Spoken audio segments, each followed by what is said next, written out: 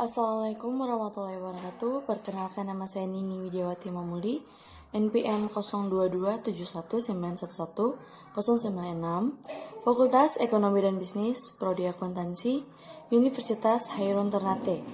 Baik, di sini saya akan membahas tentang akuntansi keuangan negara.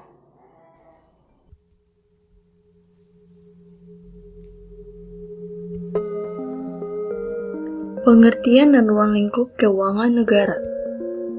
Keuangan negara adalah seluruh kekayaan negara, termaksud di dalamnya bagian-bagian harta milik kekayaan itu, dan segala hak dan kewajiban yang timbul karenanya, baik kekayaan yang berada dalam pengurusan para pejabat-pejabat atau lembaga yang termaksud pemerintahan maupun yang termaksud dalam penguasaan dan pengurusan bank, pemerintahan, maupun badan hukum publik maupun perdata.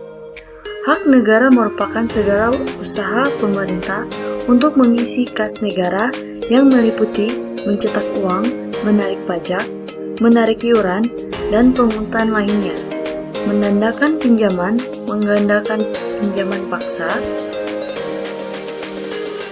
Dalam penjelasan Undang-Undang Nomor 17 Tahun 2003 tentang Keuangan Negara, dinyatakan bahwa pendekatan yang digunakan dalam merumuskan keuangan negara adalah dari sisi objek, subjek, proses, dan tujuan. Ruang lingkup keuangan negara dikelola langsung oleh pemerintah yang meliputi APBN, APBD, dan barang-barang negara, serta keuangan negara yang pengelolaannya dipisahkan.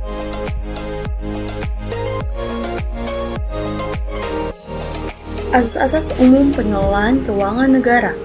Yang pertama, asas tahunan. Memberikan persyaratan bahwa anggaran negara dibuat secara tahunan yang harus mendapat persetujuan dari Badan Legislatif atau DPR. Yang kedua, asas universalitas.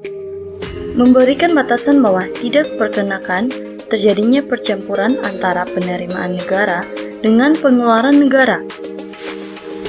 Yang ketiga, asas kesatuan.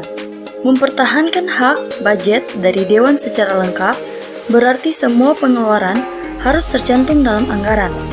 Oleh karena itu, anggaran merupakan anggaran bruto, di mana dibukukan dalam anggaran adalah jumlah brutonya.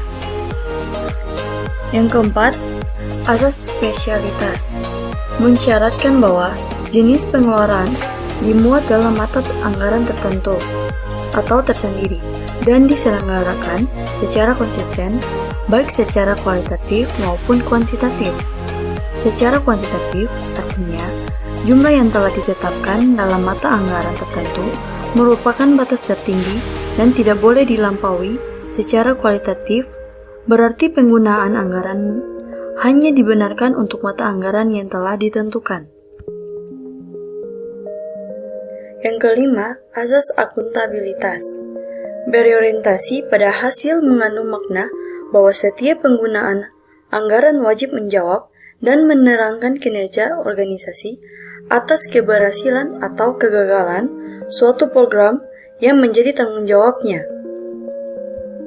Yang keenam, asas profesionalitas. Mengharuskan pengelolaan keuangan negara ditangani oleh tenaga yang profesionalitas.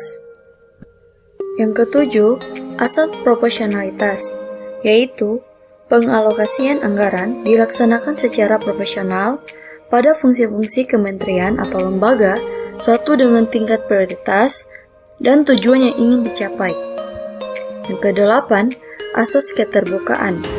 Dalam pengelolaan keuangan negara, mewajibkan adanya keterbukaan dalam pembahasan, penetapan, dan perhitungan anggaran, serta atas hasil pengawasan oleh lembaga audit yang independen. Kedelapan, asas pemeriksaan. Asas pemeriksaan keuangan oleh Badan Pemeriksa yang bebas dan mandiri memberi kewenangan lebih besar pada Badan Pemeriksaan Keuangan untuk melaksanakan pemeriksaan atas pengelolaan keuangan negara secara objektif dan independen. Tugas Menteri Keuangan selaku pengelolaan fiskal. Yang pertama, menyusun kebijakan fiskal dan kerangka ekonomi makro. Yang kedua, menyusun rancangan-rancangan APBDN dan rancangan perubahan APBN. Yang ketiga, mengesahkan dokumen pelaksanaan APBN. Yang keempat, melakukan perjanjian internasional di bidang keuangan. Yang kelima, melaksanakan tugas-tugas lain di bidang pengolahan fiskal berdasarkan ketentuan undang-undang. Selanjutnya, kekuasaan atas pengelolaan keuangan negara. Yang pertama, Presiden selaku kepala pemerintahan memegang kekuasaan pengelolaan keuangan negara. Kekuasaan tersebut meliputi kewenangan yang bersifat umum dan bersifat khusus. Yang kedua, sebagian kekuasaan tersebut dikuasakan kepada Kementerian Keuangan selaku pengelola fiskal dan wakil pemerintah dalam kepemilikan kekayaan negara yang dipisahkan.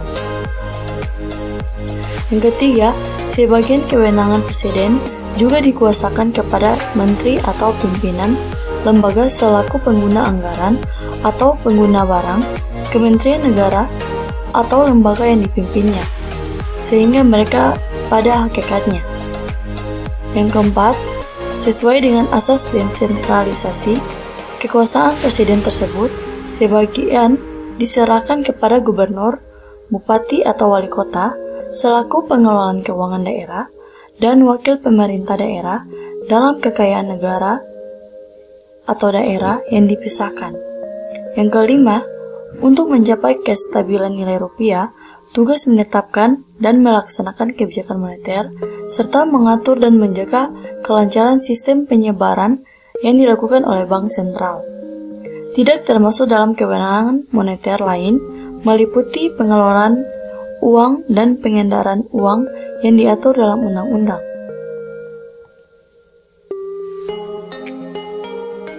Hubungan antara pemerintahan, pusat, dan bank sentral. Untuk mengembangkan iklim fiskal dan moneter yang sehat diperlukan adanya kerjasama antara pemerintah pusat dengan bank sentral atau Bank Indonesia. Sehubungan dengan maksud tersebut, dalam undang-undang ditentukan bahwa pemerintah pusat dengan Bank Indonesia berkoordinasi dalam penetapan dan pelaksanaan kebijakan fiskal dan moneter.